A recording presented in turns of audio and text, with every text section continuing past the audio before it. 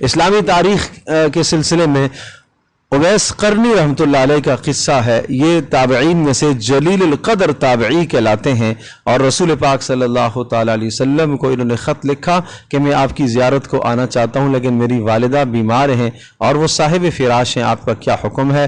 آپ نے ارشاد فرمایا والدہ کی خدمت ہی کریں.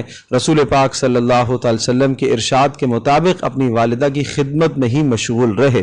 حضرت عمر رضی اللہ تعالیٰ عنہ کو آپ علیہ السلام نے فرمایا تھا کہ ایک شخص اویس آئیں گے اور ان سے آپ دعا کرائیے گا. چنانچہ حضرت عمر رضی اللہ تعالیٰ عنہ حضرت صلی اللہ تعالیٰ وسلم کے وصال کے بعد ابوبکر صدیق رضی اللہ تعالیٰ کے دور میں بھی، پھر اپنا جب دور خلافت آیا تو ہر سال حج کے موقع پر تلاش کیا کرتے تھے. پھر ایک مرتبہ پتہ چلا تو ان سے ملاقات کی اور ان سے حج یہی دعاؤں کی درخواست کی. معلوم ہوا کہ والدین کی خدمت کس قدر اہمیت کی حامل ہے کہ ایک طرف تو رسول اکرم صلی اللہ تعالیٰ وسلم کی زیارت اور صحابہ کی صف میں شرف ہونے کا موقع تھا، اور دوسری طرف والدہ کی خدمت تھی تو رسول پاک صلی اللہ علیہ وسلم نے والدہ کی خدمت کو کی ترجیح دی. تو ہمیں بھی چاہیے کہ ہم بھی اپنے گھروں کے اندر اس کا اہتمام فرمائیں، اپنے بچوں کو ماں باپ کی خدمت گزاری کی تلقین کرتے رہا کریں، پیار سے، محبت سے، اخلاق سے. مسائل تربیت اولاد کے سلسلے میں دوسرا اور تیسرا حکم. دوسرا حکم یہ ہے کہ 3 سال بعد یعنی 7 سال میں نماز کا حکم کرنا تھا، اور اس کے بعد جو یہ 3 سال ہیں 7 سے لے کر 10 سال تک یہ خوب نماز کی مشق کرائی جائے، اور طہارت کے مسائل، نماز کے مسائل. یعنی یوں سمجھیے کہ جب بچہ 10 سال کی عمر میں پہنچ جائے تو اس کو نماز کے تمام مسائل آ جانے چاہیے.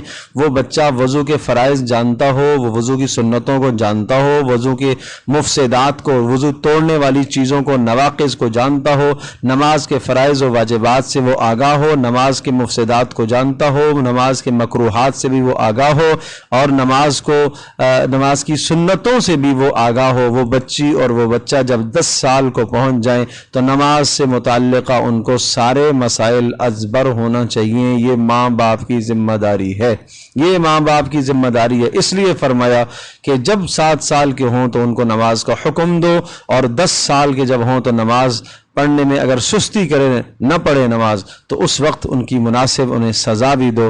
پتہ چلا کہ 10 سال کی عمر میں اگر بچہ وہ شریعت کے احکام میں کوئی پہلو تہی کرتا ہے، سستی کرتا ہے، تو اس کو بہرحال مناسب سزا دی جا سکتی ہے. اس سے اشارہ ہے کہ نماز کتنا اہم فریضہ ہے.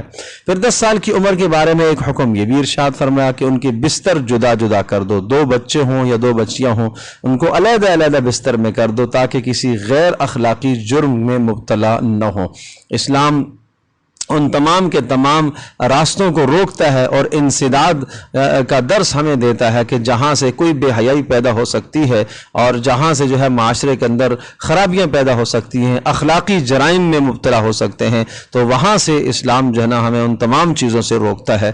تو یہ جو تعلیمات ہیں ان تعلیمات پر عمل کرنے کی بھی کوشش کی جائے، بچوں کو بھی گھروں میں عمل کیا جائے، اور یہ بہت بڑی محنت سے اور جان فشانی اور کوشش سے اور کئی گھنٹے محنت کر کے اس پوسٹ کو تیار کیا جاتا ہے. ہمارے جو رفقا ساتھی اس پوسٹ کو بنانے والے ہیں، ایک مواد پہلے ایک جگہ پر جمع کرنا، اس کو ٹائپ کرنا، پھر اس کی پوسٹ کا بننا، پھر کئی ساتھی اس کی پروف ریڈنگ کرتے ہیں کسی قسم کی غلطی نہ ہو، پھر اس کے بعد یہ ریکارڈ میں لانا. تو یعنی کئی دوستوں کی یہ محنت کے بعد یہ عمل آپ کے سامنے آتا ہے اور ایک جگہ آپ کو صحیح مستند باتیں ملتی ہیں.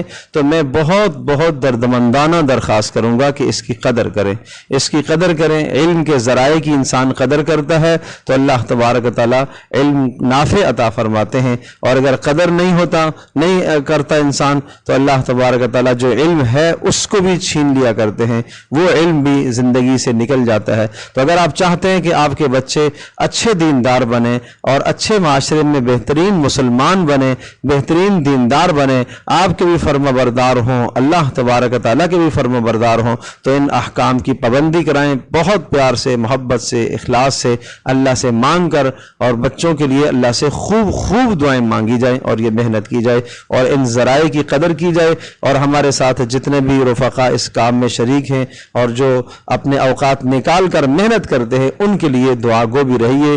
جزاکم اللہ خیرا واحسن الجزاء. والسلام علیکم ورحمۃ اللہ وبرکاتہ.